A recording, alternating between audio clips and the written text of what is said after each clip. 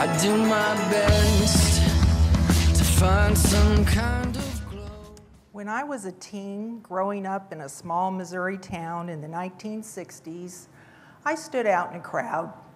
Not only because I was 6 feet tall, but I dressed like a hippie and carried around Ram Dass's Be Here Now. I sought peace and spirituality because my home life was a place of violence and uncertainty. My mom was mentally unstable. She didn't work outside the home. Most of the time she was watching TV. She loved her soap operas. When Bad Girl Ellen on As the World Turns would carry out her devious plots, Mom would get all worked up for the rest of the day. When I returned home from school, she was ready for a fight.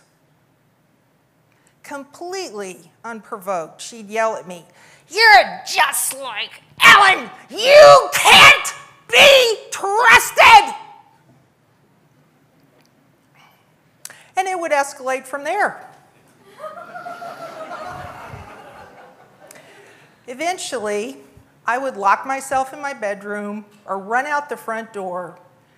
When I was 17, she started adding, "I hate you, and I wish you were dead." One day, the resentment in me took over. I grabbed her. I put both my hands around her throat to shut her up. She stopped yelling. The color drained out of her face. She started to go limp in my hands. A picture of me sitting in a jail cell flashed through my mind. I immediately dropped her.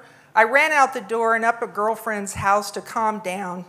I hated what I had done, but I couldn't take any more of her senseless attacks.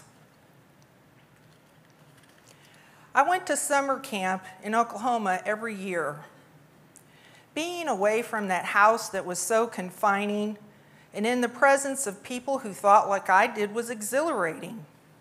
When I became president of my local youth group, I was invited to a 3-day leadership conference in Southern California.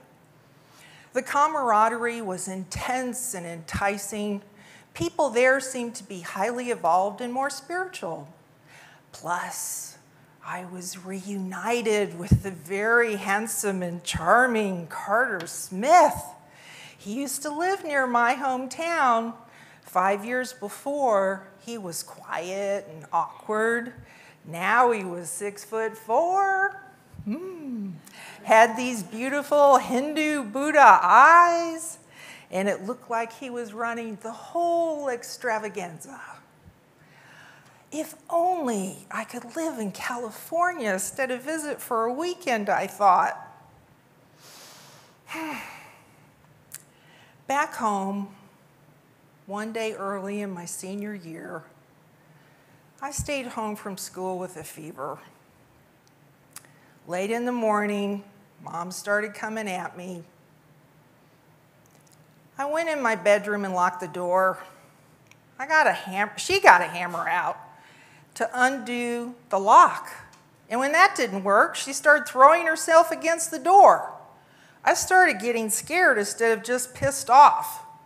I propped my feet against the door and my back against the bed to keep the door shut between us.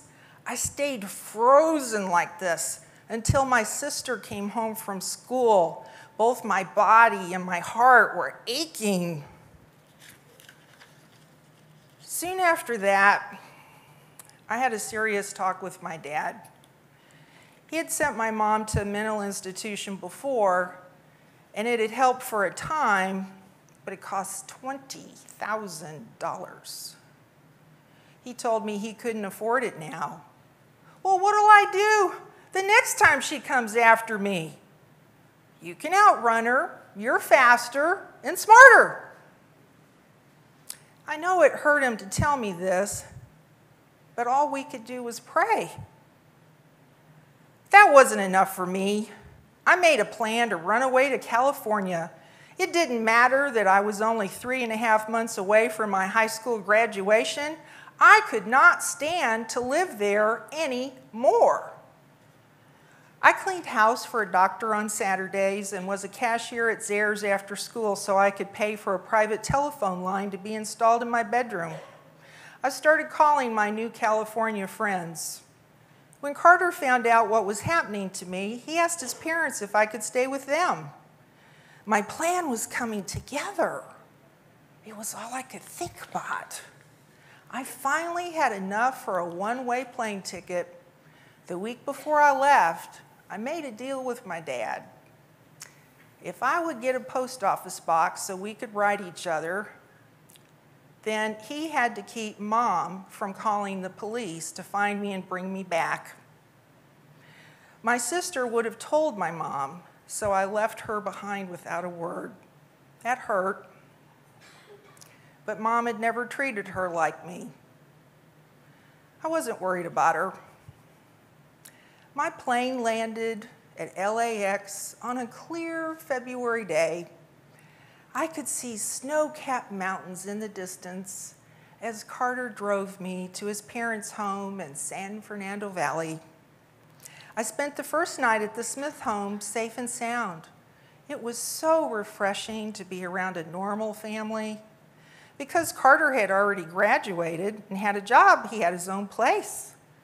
It was so freeing to be with a guy who had his own apartment. It was such a delicious indulgence. My attraction for him took over, and before I knew it, I'd moved all my things into his place.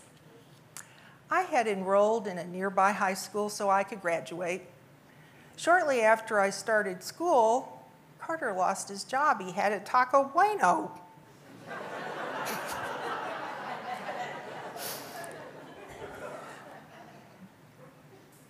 He started hanging out with these surfer dudes who smoke grass. When they came to see Carter, I went to the library so I could do my homework. But I remember the first time I came back from the library and they'd all gotten high. They got the munchies and ate just about everything in sight. There wasn't even any milk or cereal for breakfast in the morning. With no money coming in and all our food rapidly disappearing, I went hungry. I discovered I could survive on baby food. I started looking for change on the ground. Every time I could gather 50 cents, I bought a jar of mushed carrots for 17 cents, a loaf of white bread for 19 cents, and single eggs for 5 cents each. I would do this every couple of days. Carter was taking on temp jobs, but the regular pot smoking kept him lethargic. I didn't do drugs, and I wasn't about to start now. I got a painful bladder infection, so I went to a doctor. Dr. Roberts was a kind, older man, and eventually my whole story spilled out. To add to my trouble, I learned I was pregnant. He saw the whole picture and recommended an emergency abortion. If I made a promise to change my life, he would write the state of California so I could have the procedure paid for by the state. Abortions were legal in California in 1973, but that doesn't mean it was easy for me. My greatest fear was that I could end up being like my own mother to a child. So I made the promise and I had the abortion. After the procedure, I got a job at a taco stand to eat on a regular basis. And to save money for a plane ticket to Oklahoma, I needed to get back to my girlfriends who knew me best at summer camp. I flew to Tulsa a few days after I graduated. It was so heartwarming to be back with my true friends. I told my closest girlfriend about the collision course I'd been on. Karen gave me $200 to visit friends from camp and choose a new city to live in. Once I settled in Dallas, a city I chose for its entrepreneurial opportunities, I wrote Dr. Roberts about my progress.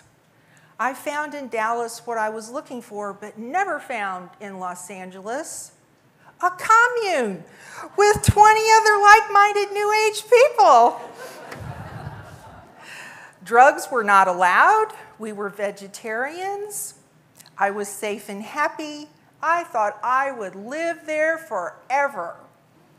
When I did leave the commune 12 years later, I tried to find Dr. Roberts, but he had died.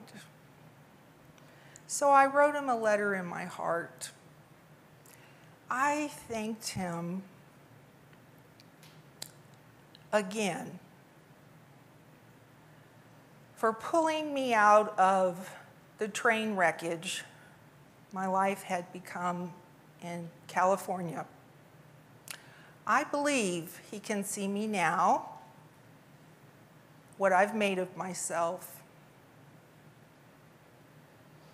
He knows I have found love, a healthy marriage, and a career that's been rewarding.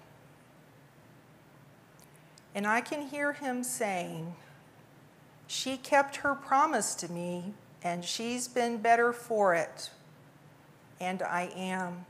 Thank you, Dr. Roberts.